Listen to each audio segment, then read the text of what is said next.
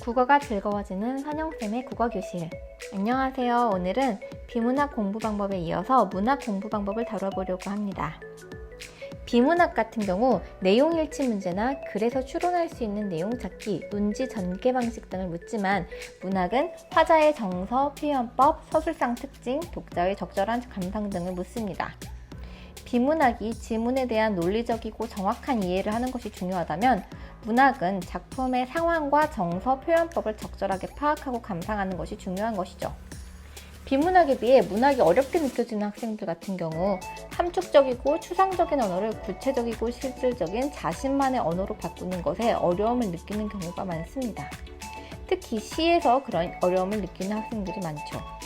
오늘은 그런 어려움을 극복하고 문학을 공부하는 방법을 모조리 싹 알아봅시다. 1. 기초적인 문학 용어와 표현들부터 익혀두자. 문학의 경우 표현법이나 내용 전개, 갈래의 특징을 물어보는 문제가 많으니까 기본적인 문학 용어와 개념들은 꼭 알아두는 게 좋습니다. 서리법, 역설법, 대구법, 유사한 통사구조의 반복, 수미상관, 음성상징어, 행간걸침, 시상의 집약, 선경후정 등 문학 문제에 자주 출제되는 개념과 가사, 시조, 고려가요 등 고전시가의 갈래까지 외울 수 있는 부분은 다 외워두어야겠죠. 조만간 기본적인 문학 용어와 개념들을 정리하는 영상도 따로 올려보도록 할게요. 2. 기본적인 문학 자습서 하나 정도는 사서 공부해두자. 기본적인 자습서 하나 정도는 있어야 학교 시험에 대비해서 자세하게 공부하기에도 좋고 문제집이나 모의고사를 풀다가 마주치는 낯선 문학작품들을 찾아서 공부할 수가 있거든요. 교과서에 실린 주요 문학작품뿐만 아니라 교과서의 학습활동 같은 곳에서 짧게 소개된 작품들도 이런 자습서로 자세하게 공부하고 넘어가세요. 시험 기간이 아닐 때에는 문제집이나 수능 기출, 모의고사 문제 등을 꾸준히 풀면서 해당 작품들을 자습서에서 찾아 공부하도록 합니다. 3. 낯선 문학작품을 만났을 때 적절하게 해석하고 접근할 수 있는 나만의 요령을 만들자. 여러 작품들을 공부하다 보면 저절로 길러지는 면도 있지만요. 해설을 보기 전에 의식적으로 낯선 작품을 스스로 해석하려고 노력하다 보면 자신만의 요령이 많이 생기게 될 거예요. 낯선 문학작품을 해석하는 요령에 대한 팁은 여기 화살표로 표시되어 있는 링크 영상을 참고해주세요. 4. 고전시가 공부 방법. 고전시가의 경우 원문과 현대어 해석을 여러 번 번갈아 가면서 읽습니다. 고전시가가 무슨 뜻인지 해석이 안 되어서 어렵다고들 하는데 그냥 외국어라고 생각하세요. 고전시가는 영어 지문 공부하듯이 공부하면 됩니다. 어휘를 외우고 원문과 해석을 번갈아가며 읽으면서 뜻을 파악하고 그 후에 작품의 표현 기법과 주제, 상징적 의미를 공부하면 됩니다.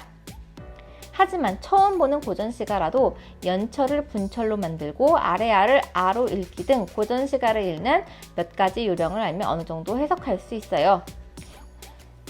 고전시가를 처음 공부하는 학생들한테 추천하고 싶은 두 권의 책이 있는데요.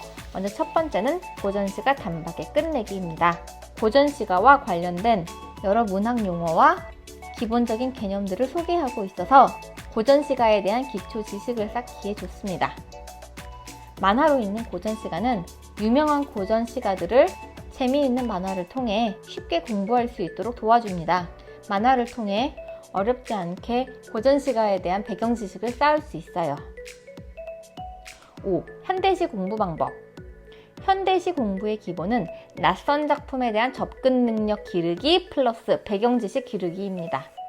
일단 문제집을 사서 풀어보는데 처음 현대시를 공부하는 친구들은 유명 작품들 위주로 공부할 수 있도록 얇게 나온 명강 현대시, 하이라이트 단기 특강 현대시와 같이 얇은 현대시 문제집을 풀어볼 것을 권합니다. 이런 문제집은 150페이지 내외로 얇기 때문에 문제집을 처음부터 다 푸는 경험을 쉽게 할 수 있고 이렇게 다 풀었다는 성취감은 공부에 대한 흥미로도 이어질 수 있죠. 또 유명 작품들 위주로 실려있기 때문에 현대시에 대한 기본적인 작품 배경 지식을 쌓기에도 좋답니다. 이런 문제집을 다 푼 후에는 예비 매산문 순서대로 고1, 2 모의고사 기출문제부터 수능평가원 기출문제를 차례로 풀어보기 바랍니다. 낯선 현대시를 문제에서 마주쳤을 때에는 최대한 지문과 보기에서 작품 해석의 근거를 찾으려고 노력하면서 시적 상황, 화자의 정서, 화자의 태도 파악하려고 하세요. 그리고 문제를 풀고 난 후 채점을 하고 해설지를 보면서 내가 이런 해석을 할 수 있었으려면 지문 속에 어떤 단서에 주목해야 했을까를 생각해 봅니다. 문학 작품에서 보기는 작품 해석의 방향을 잡아주는 중요한 단서이니 보기를 먼저 읽고 작품을 보면 작품에 대한 해석을 더 쉽게 할 수 있다는 것도 알아두시고요. 그리고 앞서 얘기했던 기본 문학 자습서에서 해당 작품을 찾아 더 자세하게 공부하며 작품에 대한 배경 지식을 기릅니다. 마지막으로 현대시로 공부할 때 제가 고등학교 때 썼던 효과적인 방법을 하나 소개해드리고 싶어요. 바로 직접 현대시 본문을 베껴 써보는 것입니다. 문제를 다 풀고 난 후 채점을 하기 전에 현대시를 음미하면서 본문을 빈 공책에 베껴 써보세요. 한 구절 한 구절의 뜻을 생각해보고 작가가 무슨 생각을 하면서 이렇게 썼을까 생각해보고 시를 정말 마음으로 느끼려고 노력해봅니다.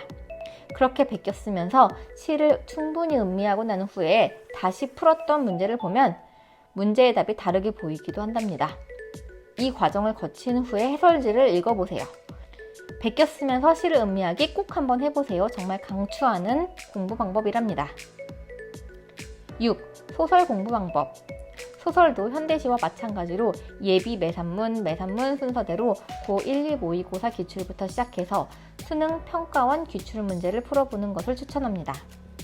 매산문 시리즈의 장점은 해설이 풍부하고 날짜별로 적절하게 양이 나뉘어져 있어서 계획을 세워 꾸준히 공부하기가 좋다는 점입니다. 반면에 단점은 파트별로 풀도록 되어 있기 때문에 시간을 재고 실제 수능처럼 현장감 있게 모든 영역을 종합해서 풀기는 어렵다는 점입니다. 수능과 같은 실전 감각을 익히면서 공부하고 싶은 학생들은 마더텅 문제집으로 푸는 것을 추천합니다. 2. 소설 전문을 찾아 읽는 습관 들이기. 문제집을 풀다가 소설이 나오면 문제를 풀고 분석하고 난 후 소설 전문을 찾아 읽어보는 습관도 추천하고 싶어요. 저는 고등학교 때 계속 그렇게 해오고 특히 수능과 연계된 고3 때의 수능 특강에 실린 소설 전문은 다 읽어봤었는데요. 결국 수능 때 제가 전문을 읽었던 소설이 나오니 그렇게 반갑고 자신감이 붙을 수 없더라고요. 그렇게 소설을 많이 읽다 보면 속독 능력도 늘어나고 현대소설이든 고전소설이든 소설을 읽는 데에도 더 익숙해집니다. 소설 읽으면 공부는 언제 하냐 라고 생각할 수도 있는데요. 저는 소설을 읽는 게 재밌어서 공부가 가장 잘 안 되고 하기 싫었던 날에 읽으면서 머리를 식혔습니다. 이상으로 문학 공부 방법에 대한 영상을 마치겠습니다. 감사합니다.